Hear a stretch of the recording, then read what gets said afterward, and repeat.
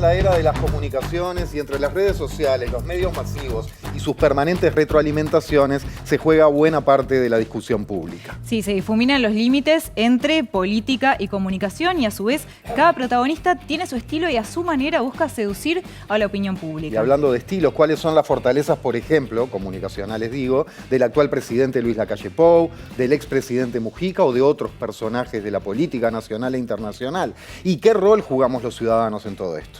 Hoy en La Letra Chica, la comunicación del poder. Queremos que nos digan qué piensan y sean muy sinceros porque nadie en el programa está espiando aquí ni nada. ¿Por qué estornuda el espejo? La batalla de poder se produce en las mentes de las personas, en nuestras mentes. La forma en la que pensamos determina en último término lo que hacemos. Y si pensamos en función de valores e intereses que favorecen unos ciertos valores e intereses más que otros, así es como se ejerce el poder. La educación es el futuro. Los granjeros sois la columna vertebral de este país. Los banqueros, la mujer, los veteranos. Los operadores filipinos del carrusel sois la columna vertebral de este país. Hay un sujeto que es el sujeto del poder que emite sobre los sujetos de la sociedad tal cantidad de disparos comunicacionales y disparos de sentido que finalmente la sociedad termina pensando lo que el poder quiere que piense. Según el Centro de Archivos y Acceso a la Información Pública, CAINFO por sus siglas, en el último año se registraron 49 casos de amenazas a la libertad de expresión de periodistas. En Uruguay, libertad de prensa amenazada en la democracia ejemplar de las Américas. Dado que los tres grupos mayoritarios, antes de la última elección, claramente apoyaron, digamos, el cambio hacia el sector conservador del espectro político que hoy gobierna. Todo comunica quiere decir que los gobiernos todo el tiempo, cuando están tomando decisiones, están comunicando de una u otra manera. La comunicación política hoy en el mundo digital no admite grandes relatos largos. Los contenidos son microcontenidos. Ya no hablamos de hitos, sino de pequeños hitos acumulados. La kriptonita del marketing político es la realidad, porque eso se termina cuando la realidad acecha, cuando se vuelve cruel y cuando se vuelve insufrible. Y ahí es donde se termina. No te preocupes, yo te ayudo a pensar. Vos sos inteligente y el jabón mucho más. Es hora de cambiar el celular. Mientras tanto te sugiero que tenés que votar.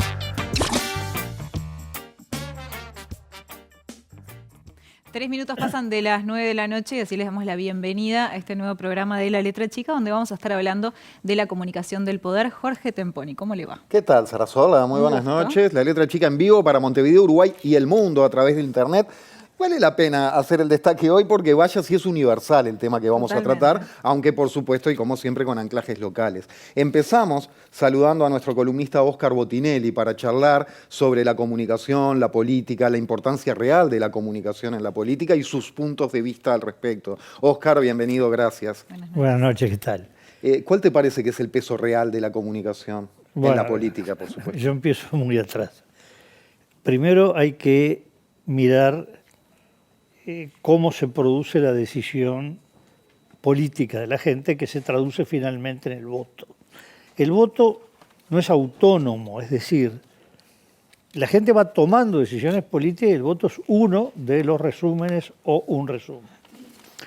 Lo que yo voy a decir es válido para Uruguay, obviamente, pero para un núcleo bastante reducido de países que tienen sistemas electorales y políticos competitivos plurales muy estables, de baja volatilidad, de baja flotación del electorado y de relativamente paulatino cambio de los actores políticos y muy estable el sistema de partidos. No es válido, por ejemplo, para Argentina, que tiene una volatilidad muy alta, o para países que los partidos cambian. El domingo tenemos elecciones de la primera vuelta presidencial en Francia. No hay un solo partido que con el mismo nombre haya estado en una elección presidencial francesa hace 20 o 30 años. no estoy hablando de un país del cuarto, quinto mundo, como le gusta llamar, no, está hablando de Francia. Uruguay tiene 2 de los 4 partidos más antiguos del mundo, que van a cumplir dentro de poco 100 años, sobre todo si se considera que se empiezan a formar más bien hacia 1825. Entonces, es muy distinto un país... 200, perdóname. Perdón, 2. Es una grosería, 200 partidos. 200 años. Es verdad, no había pensado desde ese ángulo, 200 años. Solamente el Partido Conservador Británico, es verdad que el Partido Nacional se llamaba Blanco, sí. El Partido Conservador Británico se llamaba los Tories y el Partido Demócrata de Estados Unidos se llamaba Democrático Republicano. Son los 4 partidos más antiguos del mundo. Vale decir, la mitad están acá. Y el Partido Nuevo, de los que ha compartido el poder, es tan nuevo como que cumplió hace un año medio siglo.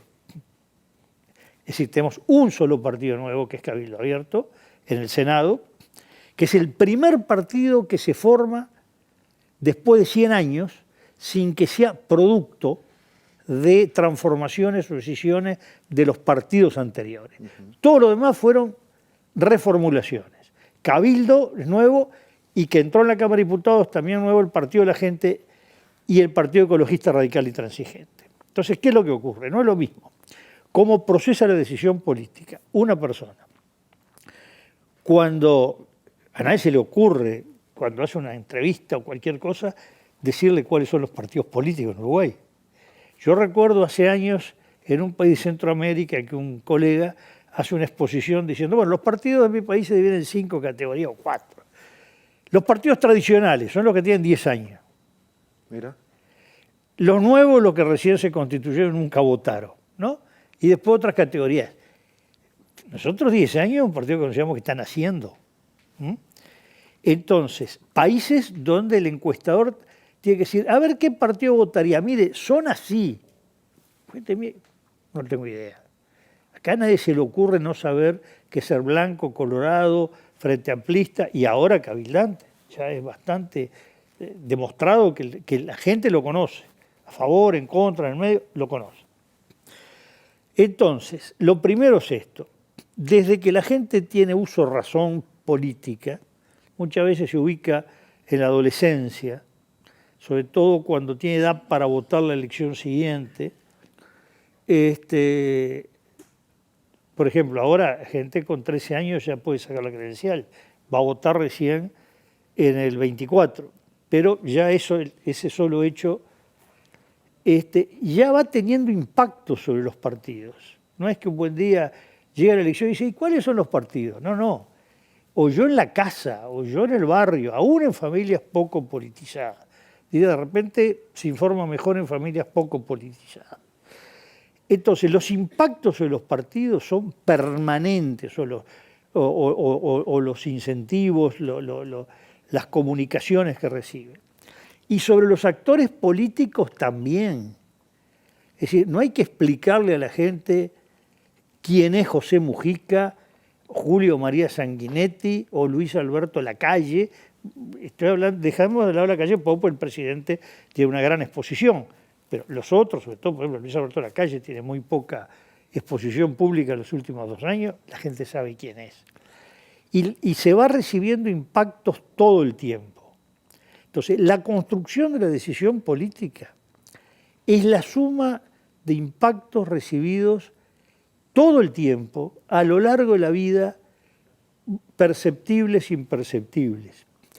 Y esa decisión, acá voy a una explicación, yo soy de la línea de interpretación estructuralista y psicologista, y sociologista también, pero digo, en que la decisión se forma mucho más fuerte debajo del plano consciente que en la conciencia. A veces digo una frase que es, la gente tiene decidido el voto y no lo sabe. Es decir, lo tiene decidido acá abajo, adentro, y cree que está dudando, pero después se demuestra que no duda. Una encuesta Factum que se hizo hacia el referéndum, un mes antes, se le preguntó, imagine que haya elecciones de parlamento y presidente ese día. ¿a qué partido votaría? 92% contestó un partido o que votaba en blanco y anulado. Y otros 2 candidatos a presidente hoy seguros, Guido Manini Río y Pablo Mieres, nadie más. Sin embargo, 2% más agregó nombres de presidente que son posibles presidenciales, por lo menos muy probable que sean precandidatos presidenciales.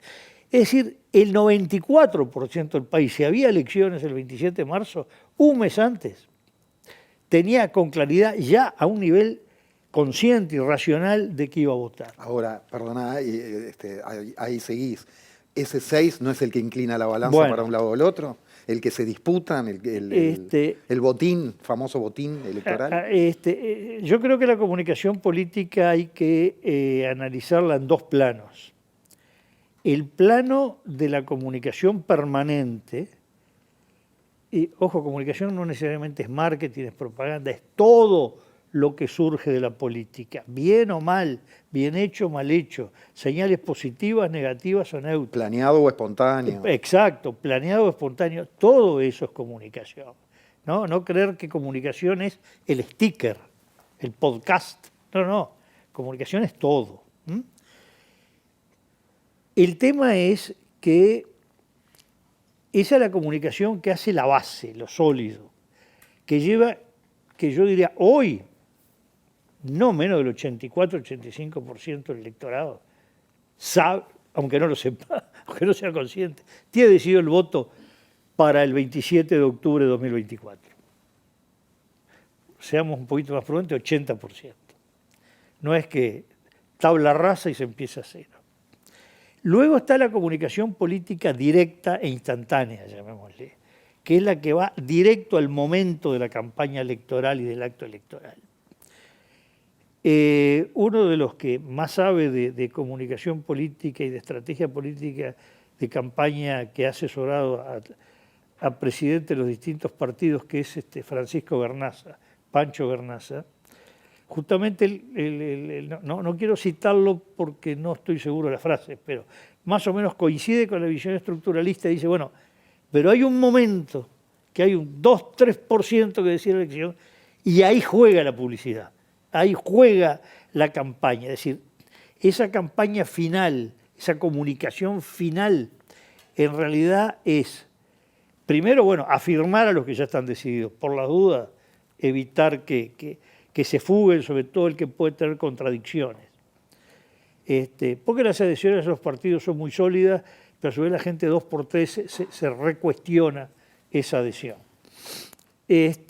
Aunque en Uruguay, tenemos claro, es altísimo el porcentaje del voto familiar. Es decir, el abuelo, el padre y el hijo votan lo mismo. No votarán dentro del partido lo mismo, pero que votan al mismo partido. Son blancos, son colorados, son Frente Amplista. Esto es, hubo momentos que fue el gran crecimiento del Frente Amplio, que se llama la ruptura intrafamiliar del voto. Padres blanco y colorado, hijos Frente Amplista. Eso permitió el crecimiento del Frente Amplio, porque si no, si se mantenía la lógica, quedaba todo inmovilizado. Ahora, ese núcleo final, que son los votos que valen oro, es decir, son los que terminan volcando la balanza, sobre todo si llega a ser una elección como el balotaje último, no los anteriores, que fueron muy holgados, o el referéndum. Bueno, ahí sí lo instantáneo juega. Ahora, la relativa proximidad que hubo entre el resultado del referéndum y el balotaje. Digo relativa porque en votos no fue tan igual, porque no nos olvidemos que votó unas 130.000 personas menos ahora que en el balotaje, y no podemos saber qué hubieran votado. Pero en proporciones, en porcentaje nos da casi uno en calco el otro. Y eso está hablando de la fortaleza de ese voto estructural, de la presencia de ese gran voto estructural que en temas tan distintos como es definir la elección del presidente de la República entre 2, o definir la permanencia o anulación o derogación de 135 artículos de una ley muy variada y compleja.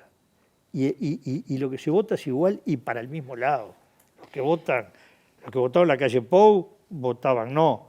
Los que votaron Daniel Martínez votaron sí, con algún cruce por ahí, ¿no? Pero esto está hablando de la importancia del voto estructural. Y por eso, digo, la importancia de la comunicación política más grande no es tanto la del ruido de la campaña, que sí es muy importante para el segmento decisivo.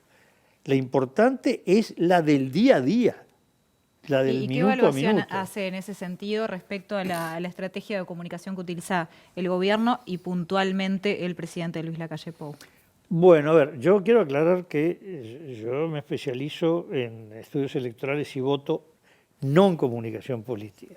Más bien, yo estoy del otro lado del mostrador, recibo los impactos de la comunicación política, cómo juega. Pero claramente hay una línea, una beta comunicación, una concepción de la comunicación. Para hablar de países con partidos relativamente estables o por lo menos democracias bastante consolidadas, lo usó Matteo Renzi en Italia, más o menos parecido a la de Lacalle Pou, en la intensidad, en la forma, en que está todo muy pensado, cada gesto, cada palabra, cada frase. Y al principio Macron. Macron, yo siento que cambió cuando se le agotó ese camino, la realidad lo impactó y perdió las elecciones regionales, perdió con más fuerza todavía las locales y ahí se le terminó el marketing político, cambió el gabinete, cambió el primer ministro y empezó a ser el Macron de cuando era ministro él, el hombre de la Escuela de Altos Estudios de Administración de Francia, la élite.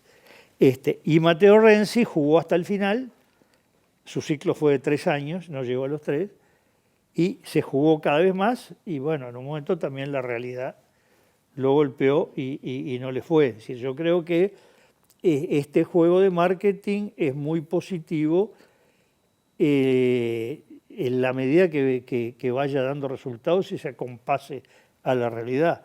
Pero si se desfasa la realidad se va a imponer, ¿no? Que vaya dando resultados la gestión. Bueno, que el discurso, lo que dice y lo que va, se acompasa con una realidad que esté de acuerdo con eso, para que la gente dice, qué bien, diga después cuando llegan los hechos, qué bien. Sí, es qué bien lo que dice y no veo lo mismo, es cuando vienen un poco los rechines. Yo diría que el 27 de marzo se vio un desfasaje entre ese dominio que tuvo la comunicación presidencial o el marketing presidencial, que fue muy fuerte y de un excelente nivel profesional, y lo que se reflejó en los votos. Es decir, los porcentajes de votos terminan siendo lo mismo del balotaje. Se puede decir, bueno, pero si no hubiera existido esa comunicación, capaz que no sostenía eso. Bueno, son hipótesis, ¿no? Ahí es muy difícil demostrar lo que no ocurre. Pero no es que la comunicación trajo como efecto que cambiaron los números de 2 años y medio atrás, ¿no? Del balotaje. Otro aspecto de comunicación y política, desde tu punto de vista, ¿te parece que hace alguna diferencia el uso de Twitter o de otras herramientas para decisiones políticas pesadas? Digo, siguiendo con el análisis del presidente de Lacalle Pou, ¿no? Es el primer presidente con cuenta oficial en Twitter y en ella comunicó la salida de los exministros de Desarrollo Social, Pablo Bartol, del exministro de Ganadería, Agricultura y Pesca, Carlos Uriarte, el fin de la emergencia sanitaria, aunque un rato después saliera Salinas a decirlo con su propia voz. ¿Cómo ves la irrupción de esa herramienta? ¿Cambia algo? ¿Juega en algún sentido? Bueno, evidentemente las redes sociales han cambiado todo mucho y han cambiado incluso a veces en el lenguaje o la tensión con que se maneja el debate político. En general, la mayoría de los usos de Twitter y de redes, no estoy hablando de lo que tú mencionaste, estoy hablando de actores en general, tiene un nivel de dureza que no se mantiene en los medios clásicos, ¿no? La gente se siente más libre de decir cosas más agresivas en las redes sociales.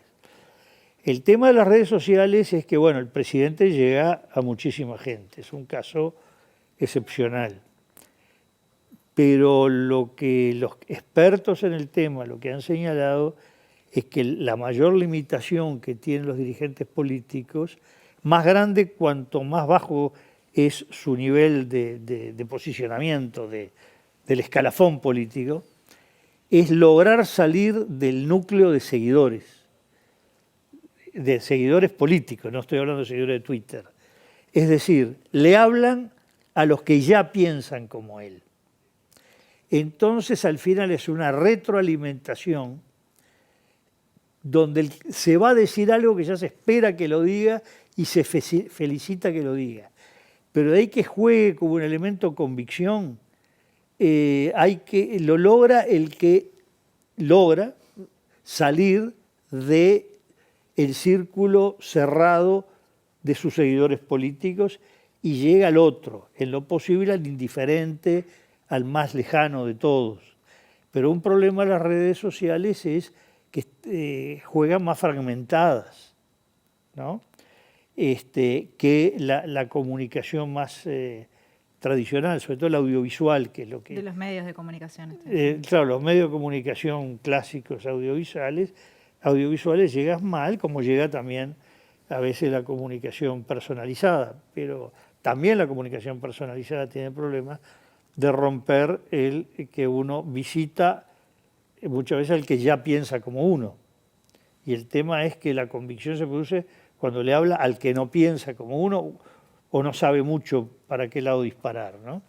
Entonces, ahí hay un tema de las redes sociales que hay que ver cómo se va desarrollando en el futuro, porque lo que uno siente, repito, no como experto en comunicación, sino como experto en el resultado de la comunicación, es decir, en el voto, es cómo se hace para romper ese círculo cerrado que tienen muchos, la mayoría, no obviamente un presidente de la República, porque lo que anuncia además, la gran mayoría de cosas son anuncios de gobierno que afectan inmediatamente o en el corto plazo a todos. Entonces, bueno, ahí es distinto.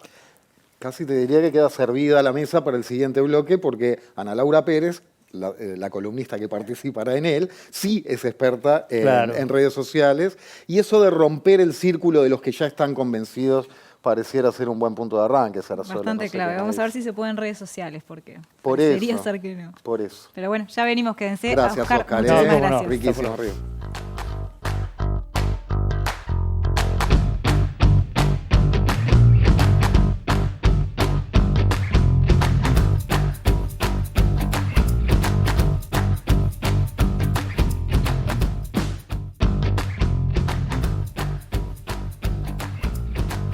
Bien, y como ya anunciábamos, nos vamos a meter ahora en el rol que cumplen las redes sociales en la comunicación política de la mano de la especialista en redes, periodista, columnista Ana Laura Pérez. ¿Cómo estás? Buenas noches. ¿Cómo les va? Buenas noches, especiales para vos porque se estrena Relatos, además en un ratito hoy, en esta pantalla. Hoy sí, fe de ratas, gran fe de ratas. Estábamos ansiosos y lo anunciamos antes. Yo también estoy ansiosa, Tenemos que pedirles disculpas sobre todo a los compañeros de Sobreciencia, porque ellos fueron los más perjudicados. Porque en vez de anunciar que venía eso, anunciamos que se nos mezcló el miércoles y el jueves, cosas que pasan. Hoy sí se estrena Relatos con el tema consentimiento sexual. Pero bueno, ahora hablemos ¿Querés tirarnos un titular de qué vamos a ver a las 10, ya que estamos? Un guiño, una cosita, ¿ves? Ahora, en un ratito. Bueno, vamos a reflexionar sobre qué es y qué no es consentimiento, mucho más allá de una violación. Hay episodios donde no se respeta el consentimiento y no son violaciones. Bueno, estaremos mirando. Ana, vos estabas detrás de cámaras cuando estábamos hablando con Oscar y hacías mucho que sí, con la cabeza, ¿no? Sí, es verdad. Sí. Quedamos en eso de estos círculos que mencionaba Oscar, si se pueden romper o no, ¿no? A través de las redes sociales. ¿Cuál es tu opinión al respecto? Yo creo que gran parte de la comunicación política en redes, por no decir el desafío principal de la comunicación política en redes, es romper la burbuja. Es salirte de los convencidos, porque si no, ¿para qué haces determinadas cosas? Si es, como decía muy bien Botinelli, es para que te aplaudan los que ya te aplauden y te feliciten los que ya te felicitan. porque además puede generar incluso una falsa idea de éxito que después no se traduce en votos, porque en realidad estás como siempre hablando con los mismos. Entonces ahí hay varios intentos y ha habido varios casos donde se intentó romper eso, algunos con éxito, otros sí. Eso para entender, ¿no va contra este como algoritmo que nos da de comer lo que nosotros queremos? O sea, nos hace escuchar lo que nosotros queremos escuchar, nos ratifica todo lo que pensamos que es, una y otra vez constantemente. Y con permiso, sumando. Y no va también contra esa violencia y virulencia de la comunicación política, que si va a darse a trompadas contra el diferente, difícil que lo llame al diferente o que lo acerque. Bueno, claro, digamos, los cruces entre esas burbujas en general se dan, como decías vos, en episodios donde yo ya sé que el otro es un bobo, ¿no? Y que no tiene razón. Entonces, es difícil que eso produzca resultados de convencimiento de alguna clase. Entonces, sí, es difícil porque es verdad, los algoritmos te muestran lo que vos ya querés ver y lo que consumís y se entrenan a partir de tus me gusta y vos no le ponés me gusta a cosas que no te gustan. Muchas veces no seguís a gente que dice cosas que no son las que vos pensás. Entonces, en realidad, sí, el desafío grande en una estrategia de comunicación política en redes es esa. Muchas veces la apuesta, digamos, el camino fácil, podríamos decir, sería pagar publicidad, ¿no? O sea, pagar en redes sociales por alcances de segmentaciones específicas fuera de tu círculo, ¿no? También hay que ver cuánto éxito te produce eso, porque además el éxito de los mensajes orgánicos o genuinos es bien distinto al de un mensaje publicitario, claramente publicitario. Ana, muchas veces se habla, y especialmente muchas veces con una connotación bastante negativa, digamos, respecto a que hay una especie de agencia de publicidad trabajando en la torre ejecutiva, ¿no? ¿Comunicar bien está mal? Bueno, yo soy licenciada en comunicación, entonces raro sería que dijera que, o sea, a mí me hace mucho ruido cuando se pretende insultar a alguien diciendo que comunica bien. Pero más allá de que uno esté de acuerdo o no esté de acuerdo, exacto. Es o el efecto. En la vereda contraria, cuando se analizan determinados fracasos o no éxitos en función de hicimos todo bien pero lo comunicamos mal, ¿no? Que también es una lectura, es como el anverso de ese mismo razonamiento.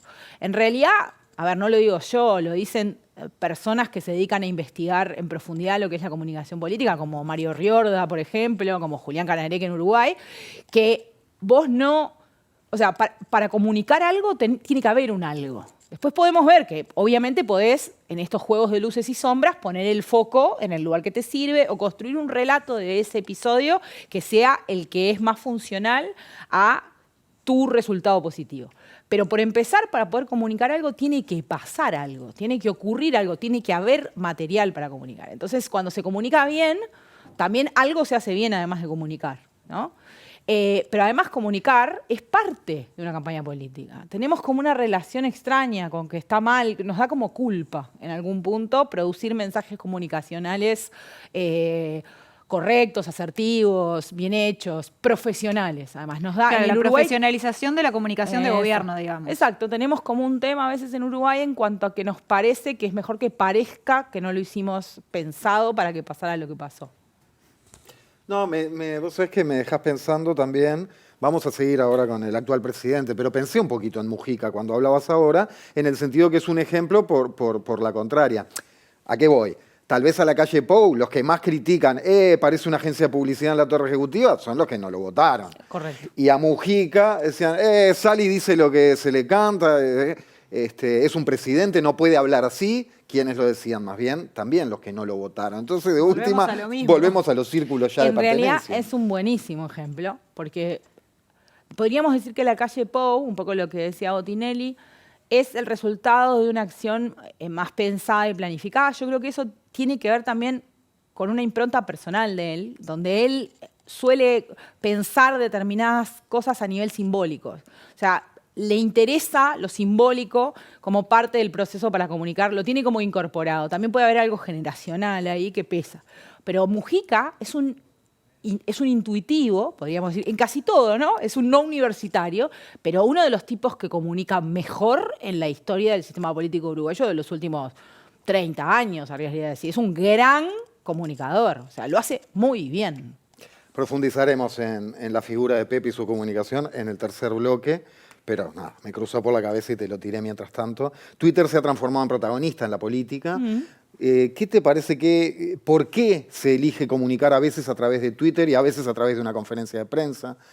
Cuando en este momento, cuando se comunica a través de los medios masivos, la lógica de Twitter ya ha impregnado eso también. Dos preguntas en una, son esas dos. Sí, son dos preguntas en una, pero no hay problema. La primera, ¿no? Gracias. Sí, a ver, esta es la decían, ¿no? Esta es la primera Gracias vez. por la pregunta, te faltó, perdona. Gracias por la pregunta, muy inteligente. No, yo creo que, a ver, este es el primer, también hay una cuestión generacional, este es el primer presidente con redes sociales activamente, ¿sí? Los anteriores no usaban las redes sociales, no era una cosa que les interesaba, hay un peso de lo generacional claramente en eso, y algunas cuestiones de cómo manejan determinadas cosas. Yo creo que las redes sociales para comunicar determinadas cosas, en este gobierno generan, y en otros países ocurre lo mismo, generan. Es curioso porque uno piensa, se anuncia un recambio ministerial utilizando redes sociales un fin de semana. Y el argumento podría ser, bueno, se lo digo a todos al mismo tiempo, no me interesan los intermediarios. Hay una cuestión de el presidente le habla a la gente, no usa intermediarios. Si uno analiza Twitter en profundidad, en realidad hay una ilusión de comunicación directa. En Uruguay se han manejado muchas cifras, pero pongámonos de acuerdo que no más del 10% de la población es activa usuaria de Twitter. Puede que haya más gente con cuentas, pero activa. ¿Y quiénes son? Bueno, estamos todos los periodistas. Todos los periodistas estamos ahí. Está todo el sistema político en general. Hay analistas, economistas, abogados, gente que está en general en la discusión de los temas públicos. Entonces, cuando el presidente comunica el relevo de un ministro, en realidad es casi o sea, si bien hay gente que se entera de forma directa, por otro lado funciona como un comunicado de prensa. Casi porque un los cable periodistas que llega a nuestra agencia de teletipos. Exactamente. Porque mucha gente se entera de la manera, la mayoría diría, de la manera tradicional, o sea, leyéndolo en un medio de comunicación, viéndolo en un programa de televisión, escuchándolo en la radio, a partir del tuit del presidente. Lo que sí creo es que el presidente cuando hace eso tiene un manejo y un control de lo que dice, de cómo lo dice y de cuándo lo dice, que probablemente en una conferencia de prensa no tengas ese mismo nivel de control. Pero tiene un efecto, entonces, esto de hacerlo en algunos caracteres, digamos. Claro, tenés que ser conciso, preciso. No se te exige, ahí es lo interesante, podés ser preciso, conciso y corto y no se te exige otra cosa, entonces te evitás entrar en explicaciones, porque todos asumimos que si lo haces en Twitter más de 280 caracteres no tenés, no te pedimos más de 280 caracteres. Entonces también te ahorrás determinadas profundizaciones en algunos temas. Estoy muy ilusionado con esta parte de la charla desde que sabíamos que íbamos a hablar de esto. Manejemos nombres, figuritas, personajes de la política internacional, mundial y nacional también, lo que quieras. Ejemplos de personajes políticos que sea interesante mencionar por su manejo de redes. A ver, si vos tenés que pensar en un país o en un gobierno que es el ejemplo de profesionalización de comunicación en redes sociales, es Estados Unidos, claramente. Eso surgió a partir del primer gobierno de Obama. Obama se convirtió en el primer presidente que gestionó una campaña electoral usando redes sociales, ¿sí? O sea, estamos hablando, ahora nos parece que fue de prehistoria de Oriente, pero ahí se produce, o sea, se puede entender que esa fue la primera campaña gestionada profesionalmente en redes. Entonces, a partir del peso que para él tuvieron las redes, se produjeron determinados fenómenos. En Estados Unidos, los presidentes no usaban, a partir de Obama, no usaban la calle Pou usa la cuenta que la calle Pou es de él, es su cuenta personal, y él continúa usando su cuenta personal. Obama dejó de usar la cuenta Barack Obama y pasó a usar una cuenta que se llama POTUS, que quiere decir presidente de Estados Unidos. Y esa cuenta se traspasa al siguiente que asume la presidencia. Es una cuenta donde se advierte que en general, salvo excepciones que se producen, la comunicación es manejada por un equipo profesional, no por el presidente. Y la otra se apaga. O sea, Obama no usaba su cuenta personal. Le bajó la llave. Exactamente. Después la recicló, digamos, cuando dejó de ser presidente. Acá estábamos viendo a Biden con su POTUS. Claro, con su POTUS está usando POTUS. Usando el POTUS de todos. Exacto, usando el POTUS de todos. Exactamente. Pero cuando hablas, Ana, por ejemplo, de que técnicamente tienen un equipo político estratégico, claro, ¿no? Trabajando, haciendo eso. En el caso de Trump, que parecía que era como muy visceral todo lo que él tuiteaba, pero es que ¿no? Trump no usaba POTUS. Ahí se da un quiebre en la manera de manejar. Donald Trump, algo así. Exactamente, él usaba su cuenta personal. Él se negó a hacer esto que se había diseñado y que después Biden retoma, y que es una política Ahí va, institucional, está la y cuenta usaba de su cuenta que es Real, además el nombre ya, ¿no? Real Es, Donald Trump. es Real Donald Soy yo. Trump, ¿no? Es una cuenta como personal. La ¿no? otra quedó inactiva solo para saber qué se hace en esos POTUS casos. comunicaba cosas oficiales, Está, en muy general puntuales, poco, pero sí. cosas oficiales. Y él hacía un uso muy personalista de su cuenta. De hecho, hay montones de análisis de periodistas muy interesantes, algunos que miden los momentos en los cuales él hacía uso de Twitter. Él lo usaba básicamente de madrugada. ¿Y por qué de madrugada? Se sentaba a mirar los programas de Fox y de CNN y les contestaba, sindicaba a periodistas determinados que no le gustaban, leía el New York Times y ponía comentarios sobre las notas, todo. Te lo imaginabas como sentado en el living de ahí de la Casa Blanca, como comiendo, cenando y tuiteando enajenado, ¿no? Era como una cosa como muy visceral, como vos decías. Ahí hay un uso como bien diferente que se da incluso en el propio país, donde hay un quiebre en cómo se maneja. Después, otros ejemplos interesantes, me parece, para traerlo como al hoy, a una cercanía, me parece muy interesante el ejemplo de Boric, de nuevo, porque tiene 35 años y uno no puede pensar a Boric no usando redes sociales. O sea, las usó, digamos, el surgimiento, lo interesante, esto que decía Botinelli de la historia de los partidos políticos, el surgimiento de su partido es a partir de las redes sociales. O sea, uno no puede pensar el surgimiento de su figura y del partido que lo lleva al poder sin pensar en una construcción desde las redes sociales. Entonces ahí hay un caso como muy interesante. Pero se dieron cosas muy interesantes con Boric porque usaba TikTok mucho y porque había montones de memes sobre él, porque hizo cosas como hablarle a Taylor Swift, ¿no? Generando como una cosa como la apoyó en un planteo que ella hacía. Entonces era Boric le habla a Taylor Swift, o sea, es como nosotros, ¿no? Yo le hablaría a Taylor Swift, no me contestaría, a él tampoco le contesta, ¿no? Se da como eso. Pero se habló mucho en su momento de si estaba pudiendo o no estaba pudiendo, con esas lógicas de usar memes. Y se formaron incluso grupos ficticios que lo apoyaban haciendo chistes, ¿no? Había como grupos de memes por Boric o grupos que eran celíacos por Boric, chistes internos y el uso de su figura para memes. Él además le gustaban algunos y los usaba. Había todo un juego ahí como muy de otra generación que era interesante. Lo que sí se habló mucho era si efectivamente estaba dialogando con alguien que no era su grupo, o sea, que no era su generación y sus votantes, ¿no? O sea, en ese sentido. Estábamos enfocándonos un poco en las figuras más presidencialistas, pero me imagino de que no son los únicos que participan de esta estrategia, que es quizás como más compleja. Pensando en ciertas figuras, por ejemplo, y en este caso, cuando hablabas, por ejemplo, de Trump y la virulencia con la que tuiteaba, pienso en la senadora nacionalista Graciela Bianchi, que tiene una virulencia particular en Twitter, que es bastante conocida por eso, digamos, en esta red social. ¿Esto se da en otros países también? O sea, de que hayan ciertas figuras políticas que a través de las redes sociales o agiten el gallinero o que estén como buscando confrontar o que estén atrás de periodistas, que en el caso de la senadora ha pasado mucho, ¿no? Que va directo también. ¿Es parte de una estrategia en un punto?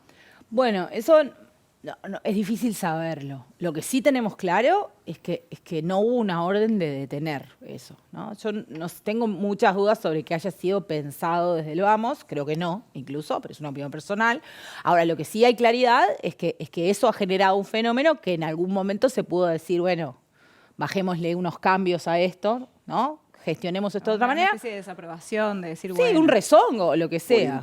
Por interno, incluso una manifestación pública de decir, bueno, mire, pensamos lo mismo, pero no nos parecen los términos. Por eso, o decirle que se maneje de otra manera. Y en los hechos, calculo que no existió porque supongo que si el presidente o alguien de las jerarquías del partido donde ella milita le hubiera dicho que bajara, sería raro que no lo hiciera. Yo creo que sí, es una cosa que existe en otros países. Muchas veces muchos de esos fenómenos en realidad son fenómenos que en el mundo analógico ya existían. En casi todos los partidos políticos, en Uruguay y en otros países, existen determinadas figuras que hacen como cierto discurso más a los extremos, ¿no? Que las figuras más representativas que tienen que ocupar espacios de unificación no pueden jugar ese partido, pero necesitan que alguien lo juegue. Entonces, eso se da en redes como se daba en la década de los 80 y de los 90 en otros formatos. También creo, en el caso puntual de la senadora, que hay una cosa que genera un efecto, o sea, genera en quienes no la siguen o no la votan o no la apoyan, produce como mucho rechazo, cierta virulencia en su discurso, agresividad, cierta cosa muy directa, de ir a buscar a alguien en vez de hablar como en tercera persona, que es una cosa que en redes se hace, sobre todo en Twitter. Pero entre sus seguidores, o entre sus votantes, o entre cierta gente digamos, de su base de votación, cierta manera discursiva genera esa idea de que es ella, ¿no? De que es. O sea, por momentos uno mira cómo tuitea Graciela Bianchi y uno piensa, podría ser mi abuela, mi mamá. Tiene esa cosa como de un uso generacional de redes que tiene que ver con a veces no darse cuenta que no está en un grupo de WhatsApp con 20 personas, sino que estamos todos viendo. A veces es como, y para alguna gente eso le da hasta incluso frescura. Claro. Ahí está, exactamente. Entonces, sí, se decía de Trump en su momento también, cuando gana. Correcto. Le da esa cosa como de, bueno, te canta a las 40. Alguien tiene que decirlo. Exacto. Gracias, Ana Laura. Muchas gracias, Ana. Bueno, tercer bloque, entonces dijimos, nos vamos a meter con el tema de comunicación, Pepe Mujica. Por ejemplo. Y seguimos con esos temas. Ya venimos.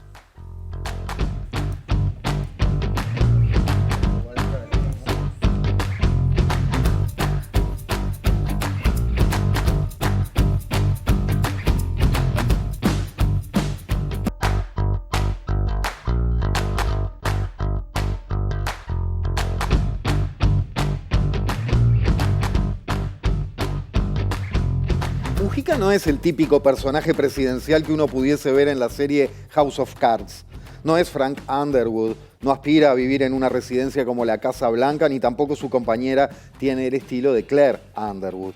Mujica sorprende a propios ajenos y esa es la receta con la que el expresidente gobernó comunicacionalmente a Uruguay durante el periodo 2010-2015. Así comienza el capítulo Uruguay del libro Medios de Lucha, Comunicación de Gobierno en América Latina, y recibimos a uno de sus dos coordinadores y además autor del capítulo de Uruguay. Se trata de él, podríamos estar largo rato nombrando todos los títulos que tiene, vamos al más pertinente para esto, doctor en Comunicación Política por la Universidad de Santiago de Compostela. Es Matías Ponce, que en este preciso momento está en Chile y nos recibe vía Zoom. Gracias, Matías, buenas noches. Buenas noches. ¿Qué tal? Buenas noches, un gusto de saludarles. Y sí, hablemos de tal vez el animal de la comunicación política más relevante que ha tenido Uruguay en el último siglo. ¿Cuál es el secreto de la comunicación de Mujica? ¿Cuál fue su secreto? ¿Cuál ha sido? No sé si secreto es la palabra.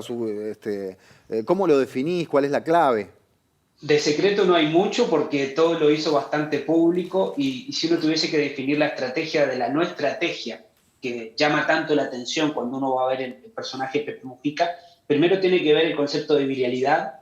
Él fue un presidente que de manera permanente se hizo viral, tanto en redes sociales como en medios de comunicación masivos, pero con un pequeño detalle que no es menor, y es que no tenía redes sociales ni hacía manejo directo de las redes sociales, y no era un gobierno precisamente que se destaque, como por ejemplo el actual, en un esfuerzo permanente por estar en las redes sociales. Segundo, instaló el tema de la espontaneidad en la comunicación política, en un sistema de partidos bastante tradicional, como el sistema uruguayo, con un antecedente directo en la primera presidencia de Tabaré Vázquez, donde de una u otra manera los modos de comunicación política se mantuvieron, y él vino a romper con todo eso y a instalar esta idea de la espontaneidad, que luego, cuando la comenzamos a analizar, empezó a ser debatible en el hecho de que qué tanto era espontáneo o no, si esto era preparado, si es parte de una estrategia de comunicación que fue muy exitosa en su momento.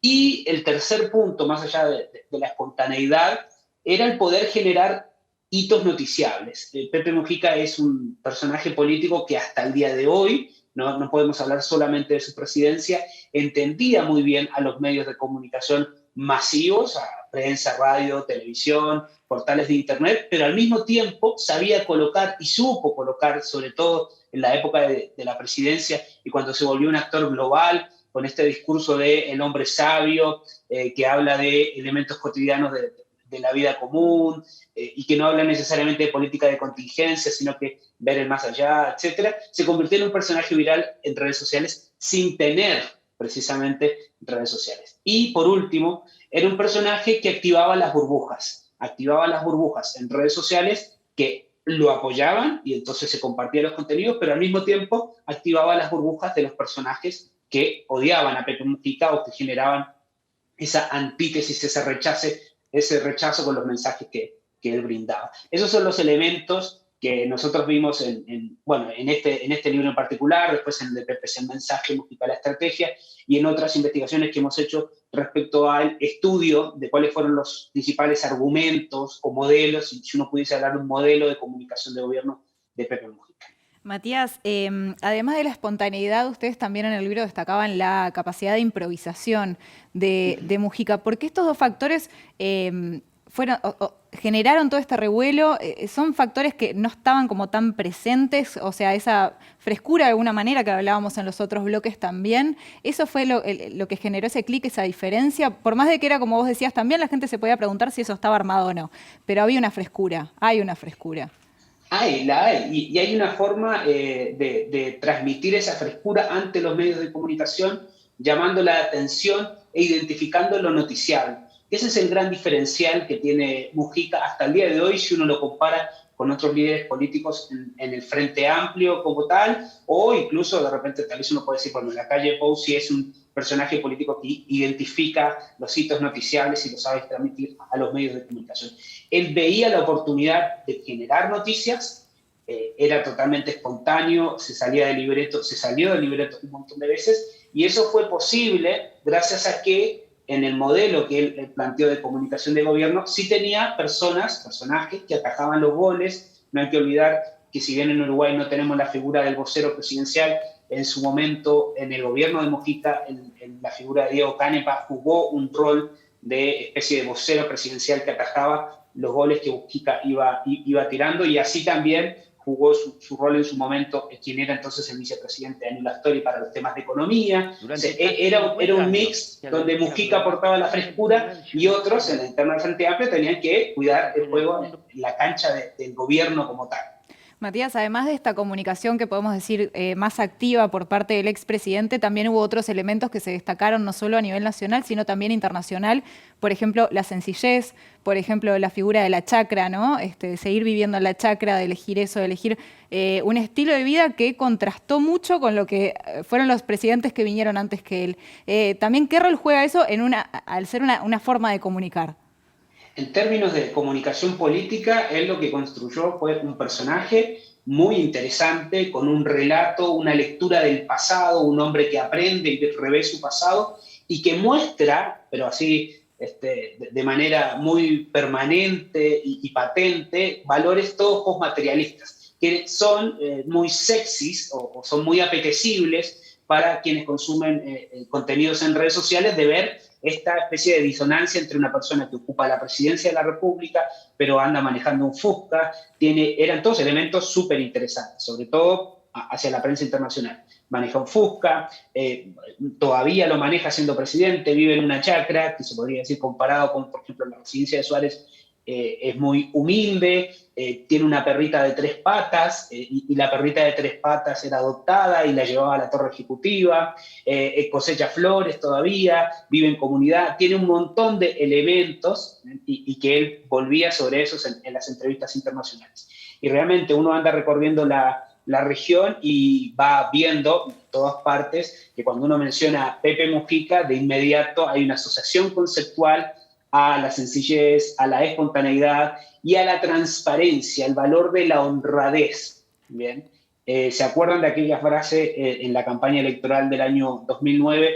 Un gobierno honrado, un país de primera, donde el país de primera en términos comunicacionales lo aportaba más la experiencia de Astori, y el gobierno honrado, la transparencia, la cercanía, la espontaneidad la aportaba Mujica. Creo que Mujica entendió muy bien ese rol y entendió muy bien la efectividad de ese personaje. Y en términos de estrategia de comunicación política, se creó un escenario, todos vimos, de hecho en el libro está detallado la cantidad de entrevistas que dio Mujica a medios internacionales, y ahí, sobre todo los últimos 3 años de su mandato, se centraron fuertemente en recibir semana tras semana a medios internacionales. Todos recordamos a los coreanos, a la televisión coreana, probando un tuco hecho por Mujica, o las famosas entrevistas para España en La Chacra, que fueron varias, donde aparecía Manuela. Se creó un escenario que fue muy sexy, muy llamativo para los medios internacionales y una fórmula muy exitosa de comunicación política que hasta el día de hoy no hemos repetido en el Uruguay, que probablemente sea muy difícil que volvamos a repetir. Que uno puede tener algunos otros personajes similares en comunicación política en otros países de América Latina, sin duda. Pero en la esencia de lo que logró transmitir Mujica, hasta ahora no hemos tenido parangón. Recién mencionabas el otro de tus títulos, Pepe es el mensaje, Mujica la estrategia, salvando las diferencias gigantescas, ¿no? De estilo, de forma y de contenido. ¿Se puede decir también, Luis es el mensaje, La Calle Pou la estrategia? ¿Sí? ¿No? ¿Por qué? Sí, por supuesto, y hay un montón de diferencias, pero sí coincido en que son los dos principales actores en los últimos, desde la etapa democrática en adelante, que han comprendido mejor la forma de construir estrategias de comunicación política efectivas. En tiempos distintos, con estrategias bien distintas, en el sentido de que la estrategia del actual presidente está muy profesionalizada, mucho más de lo que estaba la estrategia del entonces presidente Mujica. Hay un equipo de respaldo detrás y una intención de profesionalizar la comunicación política que no se vio en el gobierno de José Mujica y que ahora sí se está viendo. Y el centro son las redes sociales. Sí, para Mujica el centro eran los medios de comunicación masivos, ¿no? Sobre todo el uso intensivo de la radio, que era un espacio muy importante para él. Recuerden que Mujica llegó a tener 3 espacios radiales por semana y ahí nos íbamos enterando de todo un poco. Era la tapa de búsqueda todos los jueves o la contratapa y él era el que generaba esos hitos noticiables. Y La Calle Pou se maneja en el mundo de las redes sociales, en el mundo. El otro día veíamos que el presidente se bajaba de un helicóptero y no duró, creo que en Mercedes llegó, no duró ni 30 segundos y ya se estaba sacando una selfie. Entonces, evidentemente, tenemos un Luis que entiende muy bien el mensaje y un La Calle Pou que está evidentemente jugando su juego político, generando la estrategia, coordinando una coalición que no es fácil de coordinar, pero de manera muy interesante. Son 2 de los principales actores de comunicación política que más han comprendido, que han generado un despliegue más exitoso de estrategias de comunicación en los últimos años en Uruguay. Matías Ponce, muchísimas gracias por estos minutos acá en La Letra Chica. Gracias a ustedes. Buenas noches. Buenas. Muy bien, como decíamos, se viene el estreno de Relatos. Hoy sí. Es hoy. Madre mía. Sí, ¿y qué se viene para el lunes? Y el lunes venimos con el tema de la producción agropecuaria, frigoríficos, etcétera, ¿no? Economía y sociedad uruguaya de exportación bajo el título Vaquitas Ajenas. Bueno, nosotros llegamos al final de esta semana y ya les vamos comentando que a partir de la semana que viene La Letra Chica va lunes, martes, miércoles. Seguimos en vivo, seguimos a las 21 horas, pero va a ser lunes, martes y miércoles. Así que bueno, con nuevos días, pero mismo horario. ¿Será hasta el lunes, entonces? Hasta el lunes, no que sé, tengan... Yo vengo, Zarzuela. ¿Usted viene el lunes? Claro que sí, claro que sí. Bueno, y se viene Relatos, quédense ahora. Consentimiento sexual, Buenas noches. ya sigue eso. Sigan con TV Ciudad. Gracias.